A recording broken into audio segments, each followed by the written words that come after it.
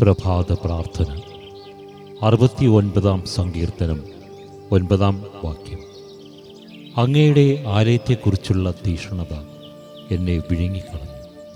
അങ്ങയെ നിന്ദിക്കുന്നവരുടെ നിന്ദനം എൻ്റെ മേൽ നിപതിച്ചു.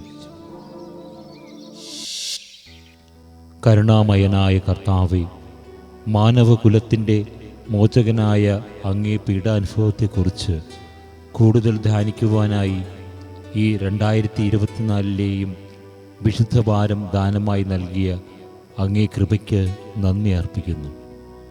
തന്നെ അടിച്ചവരോട്, രോമം പറിച്ചെടുത്തവരോട്, നിന്ദിച്ചവരോട്, മുഖം തിരിച്ചവരോട് സ്നേഹമെന്ന മഹാഗ്നി മാത്രം നൽകി അനുഗ്രഹിച്ച കർത്താവേ, ആ സ്നേഹാഗ്നിയുടെ ചൂട് അനുഭവിച്ചറിഞ്ഞ ഞങ്ങളും അതേ സ്നേഹാഗ്നി പങ്കുവച്ച് ഈ ലോക ജീവിതം ധന്യമാക്കാൻ അനുഗ്രഹം നൽകണമേ.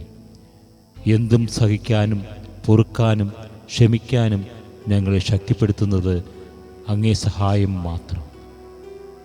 കർത്താവിന് മിത്രങ്ങൾ സഹോദരങ്ങൾ മാത്രം. ഞങ്ങൾക്കും മിത്രങ്ങളും സഹോദരങ്ങളും മാത്രമാണുള്ളത് എന്ന സുവിശേഷം ഞങ്ങളിൽ സത്യമാകട്ടെ. കർത്താവിൻ്റെ സന്നിധി, അവിടുത്തെ വാസസ്ഥലം എന്നെ തീക്ഷ്ണമതിയാക്കാൻ കനിയണമേ. ആരെന്നെ കുറ്റം വിധിച്ചാലും ദൈവത്തിൻ്റെ കുറ്റവിധി അല്ലാതെ ഞങ്ങൾക്ക് വേറൊന്നും കാര്യമാകാതിരിക്കട്ടെ.